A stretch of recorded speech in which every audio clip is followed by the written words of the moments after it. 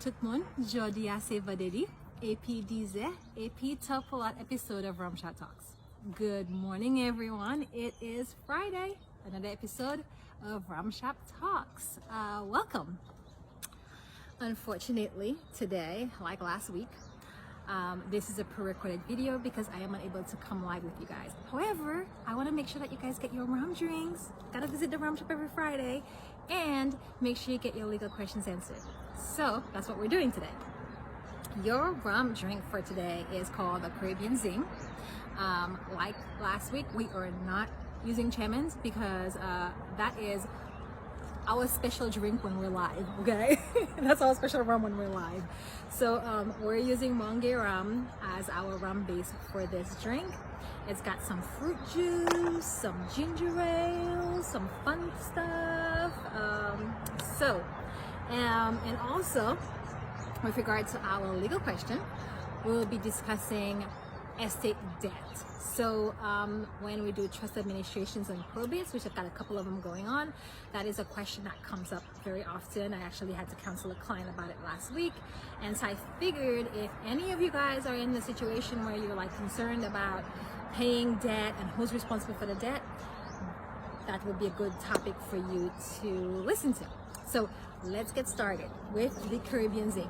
And since I'm making it for the first time, I've got my little cheat sheet here, and let's get going. So first ingredient is going to be our OJ. We're going to do half a cup of OJ. I've got like all my ingredients over here, so if you see me reaching, it's just because things are over there. So I've got like my little trusty measurement here, and we're going to do half a cup of got a little bit more. I have a cup in here. Yeah. Okay, there we go. Half a cup of OJ, and then half a cup of guava nectar. So guava nectar is a little thicker than guava juice, and you can actually get that, as you can see, it's like from Kern's. You can get that from the grocery store on here, so it's nothing really fancy that you have to go to a specialty store for. I'm just gonna shake it up to make sure that if there's any sediment on the bottom, and guava has a tendency to have sediment. And if you don't know what guava is, it is a tropical fruit. It's green on the outside, pink in the inside with little seeds. Really good. For my St. Motions on here, during guava season, you eat too much, you know what happens, right? And so we're gonna have a cup, half a cup of the guava nectar.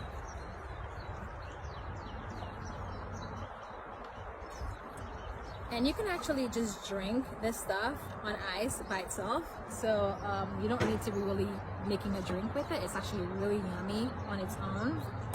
And then we're gonna do a quarter cup of an amber rum. So I've got my amber rum here. I'm using Monge. You can use whatever amber rum that you've got on hand. We talk about this all the time. I've got my little snobby preferences, but I'm not gonna hold that against you. I'll hold you to it. All right, so we've got that in there. And then we're gonna add our ice, and we're gonna it's supposed to be stirred until it's cold, but my stirrer, I can tell you, is not gonna make it down into, barely make it into this. So we're actually just gonna shake it up. Let's move that out of the way. And we're just gonna get some ice in here.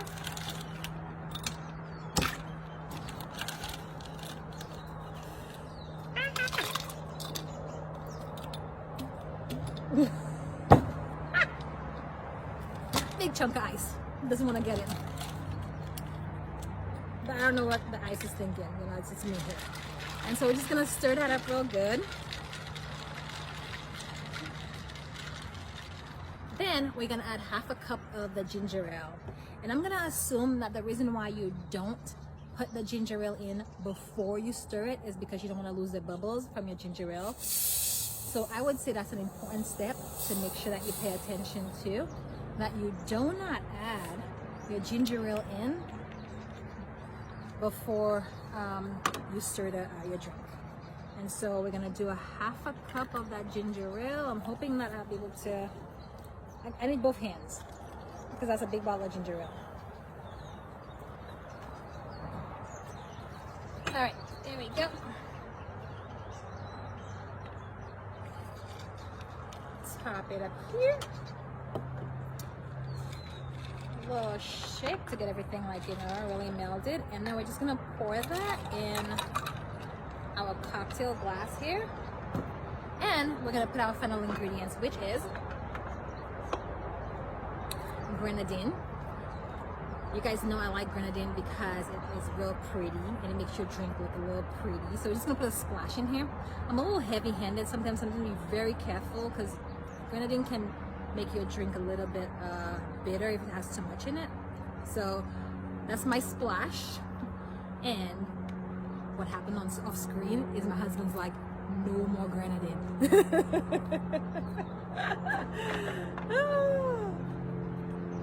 I want to make sure you guys are like understanding the full effect of what happens here on Rum Shop Talks. And then we are going to add nutmeg. I like using fresh nutmeg. This is what a nutmeg clove looks like. You can buy it from the grocery store, but if you have ground nutmeg, you can just pop a pinch in there. But I always have whole nutmeg on hand. I'm an island girl. This is just like, you know, a staple in my kitchen. And then we're just gonna do a little grate here of that nutmeg, not too much of it, and voila, the Caribbean Zing. This is actually really pretty because the grenadine just sank to the bottom. It gives it like a nice like sunset looking drink. So I'm gonna taste this and see what it tastes like. Oh my gosh, this is good. This is really good. Very refreshing. A great summer drink. We've got a couple of hopefully a couple more weeks of summer left, so this is a perfect drink to enjoy and to make. It was real easy to make, as you can see. So on with our, and I will put the recipe for this and in the comments below, so you'll be able to have it and to try it and let me know what you think. So down to our legal question: how is debt handled in a trusted administration or probate situation? So one question that typically comes up with regard to debt is, do I have to pay the debt? So this person passed away and they had debt, whether that's credit cards, whether that's and often it's not like, do I have to pay a mortgage? It's, do I have to pay the credit card? Do I have to pay the medical bills? Do I have to just pay regular bills that are coming in? Do we have to do this? And so the answer is typically yes. But I always tell people to look at if there's an estate plan, look at the estate plan and see what it says. If there's a trust, the trust will talk about debt. It will talk about whose responsibility that debt is. If there's only a will, the will also talk about whose responsibility it is. When there's a combination of a trust and a will, we look at the trust and we look at the will and see which part of the estate has the priority to pay the debt. You know, sometimes the trust will say any debt that is owed needs to be paid by the probate estate, meaning that any assets that are outside of the trust, that needs to be used to cover it. And if that's the case, then we look to see if there's any assets in there, and if there's none, then no debt gets paid. And so that's kind of how it works with regard to paying the debt. Another question that people ask is, am I, as the executor, personally responsible or personally liable for the debt? And the answer is no. You know, there's a lot of times that we actually deal with what we call, there's a word for it and I'm kind of blanking, but it's an estate that doesn't have any money. And when that happens, people are concerned, they're afraid that they will be liable for that. Or if the estate only has a house, they're like, well, do we have to sell the house to pay this debt? If there's a surviving spouse, often enough, the answer is no. You just notify the debtor, the creditor, I'm sorry, whoever that is, that the estate has no liquidity and we can't pay the debt. Often enough, they will be willing to negotiate with you on that debt. But you as an executor, you as a trustee, are never personally liable for that debt, with one exception that we just found out. So I have a client, and she was a joint tenant on her mom's bank account. And then that bank account also had a credit card linked to it. So she was listed as a joint owner of that credit card as well. It was her mom's credit card. It was her mom's account. But when her mom passed away, we found out that for the bank, because she's listed on the credit card, then they're actually going at her personally to pay that debt. So the nugget that I got out of that, which I was not aware of until this particular situation, is that when you are putting people on your account, it's a good idea to have one of your children or whoever's going to be helping you with paying your bills as you get older, whoever that person is. It's a good idea to put someone on your account. Best to put them as a signer on the account, not a joint tenant, meaning that they own the property just as you. If you put them on as on a signer, they can sign checks, they can continue to pay your bills. But what we don't want to ever have happen is this particular situation that I talked about, where there's a credit card debt out there, and this lady owed about $6,000 on this credit card that my client was responsible for because she was listed as a joint tenant. So we don't want to do that. Another issue that comes up with debt is in regard to like priority of debt. And there is a priority of debt.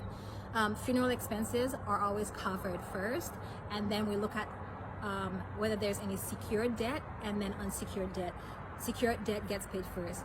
Secured debt, the IRS, your mortgage, those kind of things are secured debt. They take priority over credit card debt and medical bills. And so when you're like balancing, if there's not enough money in an estate and you're balancing who gets paid first, then you look to whether there's any secured debt, and those get paid first. And you could always, I tell my trustees and my executives all the time, you can always negotiate with a creditor. The most they can do is say no. The best that could come out of it is that the estate pays a lot less on that debt than is owed, which leaves more money in the estate for beneficiaries. So I tell people, never just pay a debt before actually calling and seeing if the company is willing to negotiate with you. And I have actually successfully done that for clients, where I've called and basically was just like, hey, this is how much we have. You can take what we're offering or you get nothing. And often enough, when I do that, I get the, okay, we'll take what you're offering. So it's a good idea to always get on the phone and call and ask. That's it with regard to, without going into too complicated detail, because I really can go down a rabbit hole with that one. I think those are like the three big issues that I see pop up with regard to debt in an estate, and the three big ones that you need to be aware of as you're handling your loved one's estates. If you guys have any questions, always know that you can pop them in the comments below. I see and I read all the comments and will respond to your questions if you have them. This is the end of our presentation, so I'm gonna thank you for stopping in and giving us a little bit of your time on this Friday morning. I wish you a happy Friday, happy weekend, and I look forward to seeing you next week, hopefully live, for another episode of Ram Shop Talks. Bye.